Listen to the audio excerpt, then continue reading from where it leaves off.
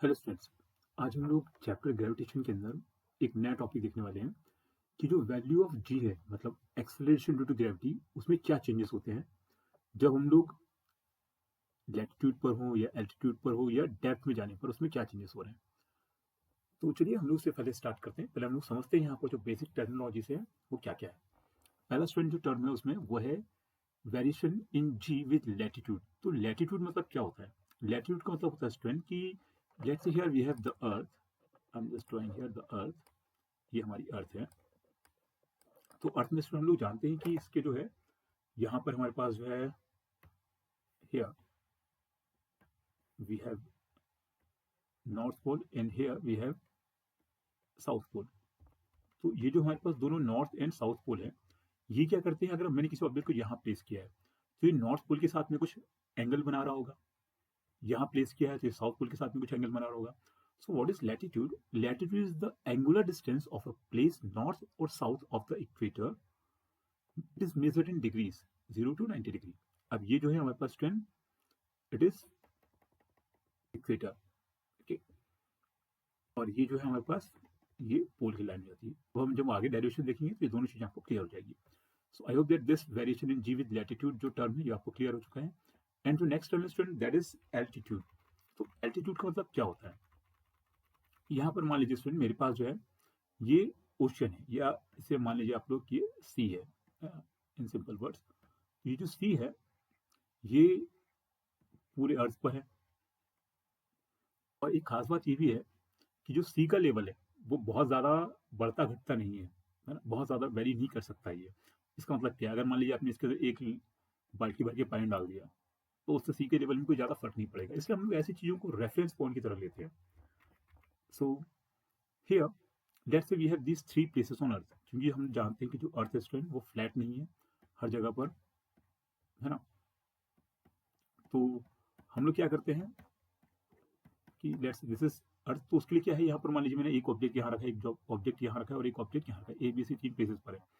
तो अगर इन सभी की हाइट जो है 30 फीट है, तो ये हाइट हमें यहाँ पर 30 फीट नजर आ रही है, लेकिन ये उससे हाइट पर नजर आ रहा है। हमें हमें क्या करना पड़ता है, इनकी हाइट को किसी पर्टिकुलर रेफरेंस पॉइंट से मेजर करना पड़ता है। तो उसके लिए हम लोग यहाँ पर इसे सी लेवल लेते हैं। सी लेवल से इसकी हाइट कितनी है, सी लेवल से इसकी हाइट कितनी है और सी लेवल से इसकी हाइट कितनी है, क्योंकि अगर हम इसको यहाँ पर रेफरेंस पॉइंट लेंगे वो इन सभी के लिए अलग अलग हो जाएगा। ये सेम पॉइंट हर जगह पर अर्थ के लिए पॉसिबल नहीं है।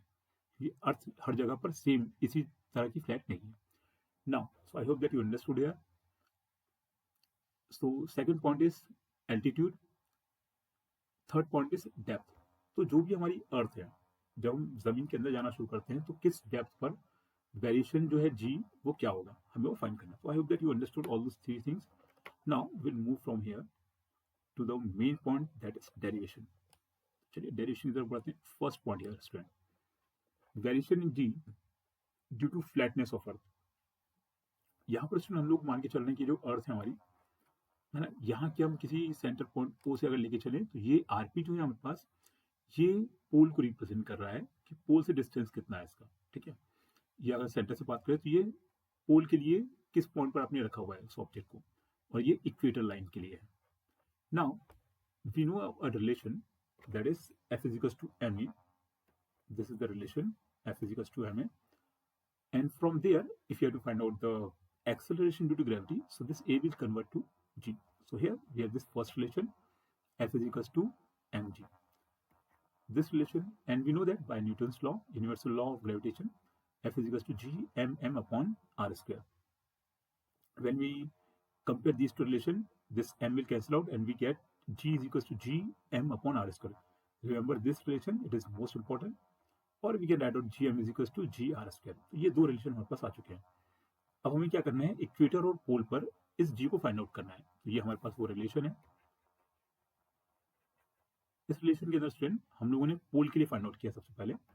सो here we are finding out this g means acceleration due to gravity on pole. So gp will be equals to GM upon R P square.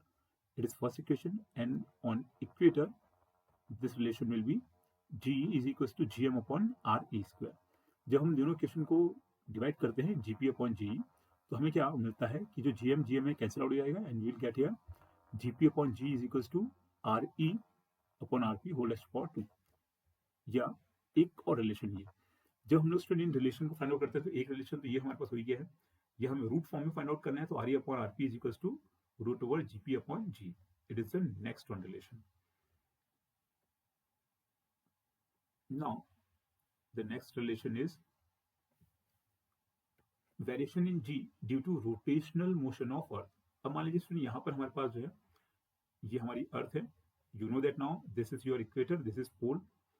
यहाँ से किसी पॉइंट यहाँ पर पी पर एक ऑब्जेक्ट रखा हुआ है, तो उस पर ऑब्वियसली जो फोर्स लग रहा होगा दैट विल बी mg। मतलब इस ऑब्जेक्ट को जो है अर्थ की सेंटर की तरफ एक फोर्स लग रहा होगा, that is mg here. If this distance from point P to A is smaller and from this center to this point P is R, तो हम लोग यहाँ लिख सकते हैं कि OP is equals to R vector। और जब हम लोग उसके हॉरिजॉन्टल और वर्टिकल कंपोनेंट्स निकालेंगे, so this horizontal component will be means OH will be equals to AP and this will be equals to R cos lambda। तो ये हमें रिलेशन मिल जाएगा उसमें। अब हम लोग स्टूडेंट जो यहाँ पर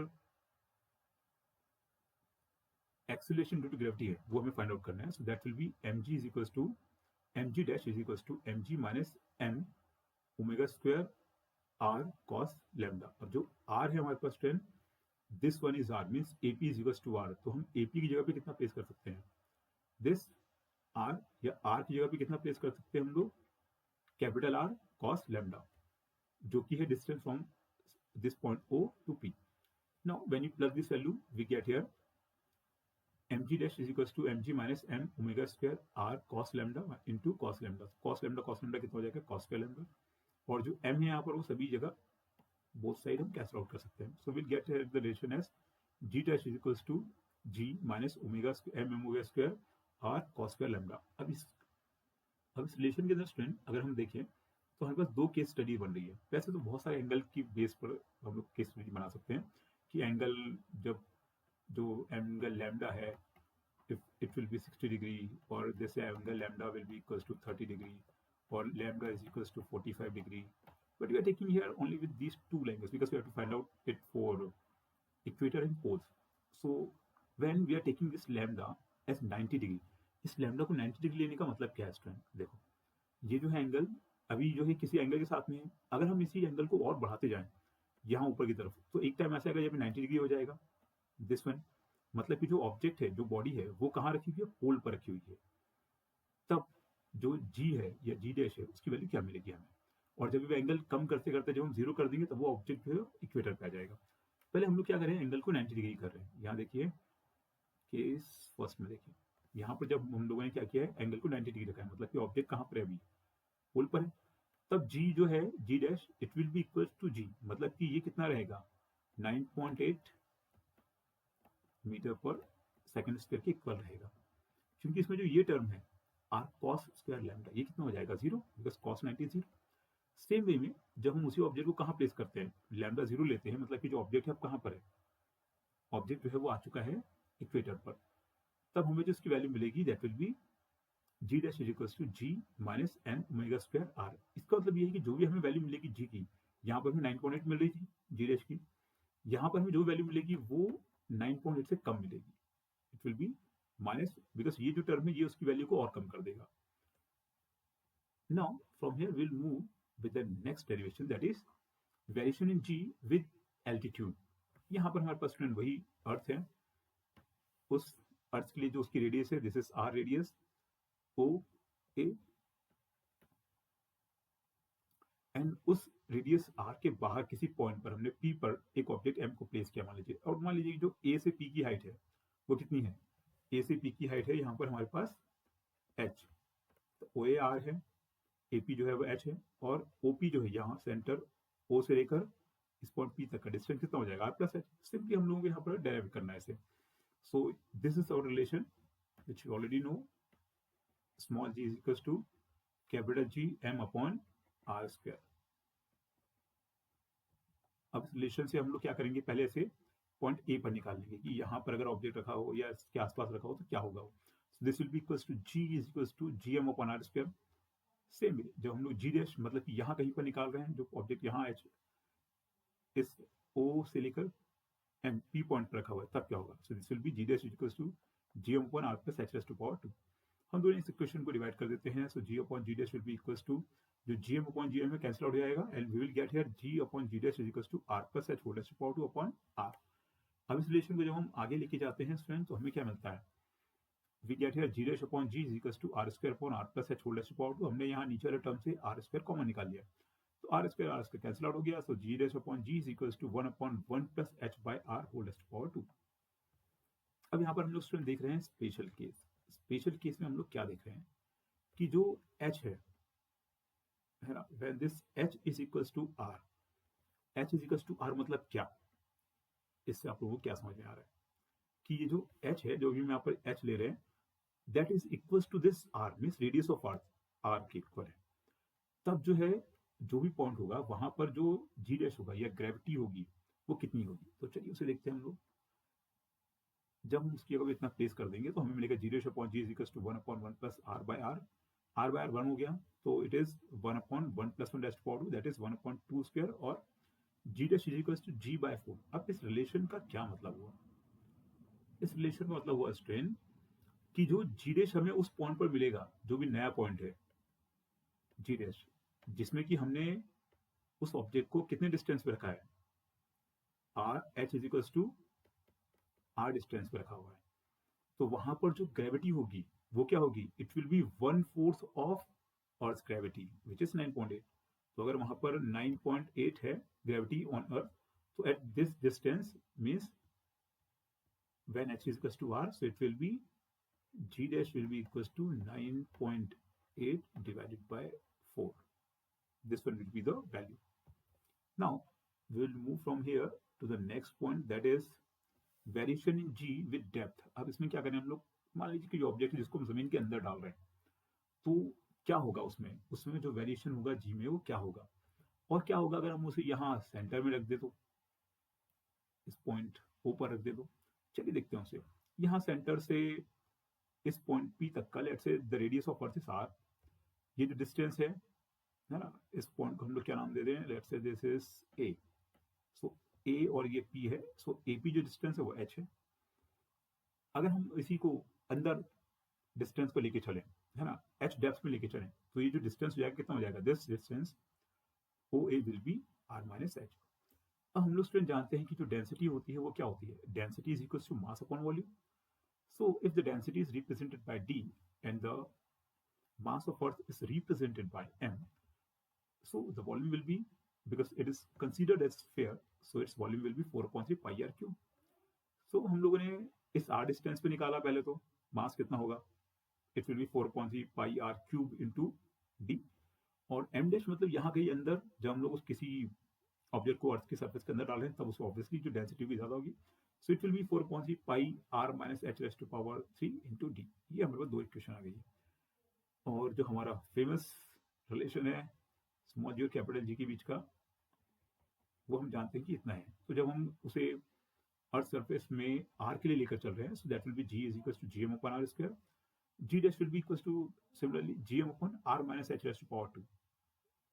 Now, when we will divide these two equations, what we get? We will plug the value here of m.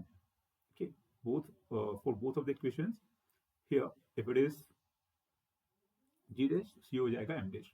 So g dash और g में हम लोग m और m dash की वैल्यू प्लेस करेंगे. Then we will get here g dash upon g is equal to 4/3 pi r minus h into gd upon 4/3 pi r into G D. तो यहाँ पर 4/3 पाई और जी और डी कैंसिल हो जाएगा, तो हमें जो रिलेशन मिलेगा that will be g dash upon ji is equal to R minus H upon R, या अब जब हम इसमें से आर कॉमन ले लेंगे तो हमारे पास कितना बचेगा? या आर से बोथ टर्म को डिवाइड कर देंगे तो हमें कितना मिलेगा? G dash is equal to ji into R upon R minus H upon R. तो जब हम लोग इसमें से सॉल्व करेंगे इसे, हमें मिलेगा relation g dash is equal to ji into 1 minus H upon are.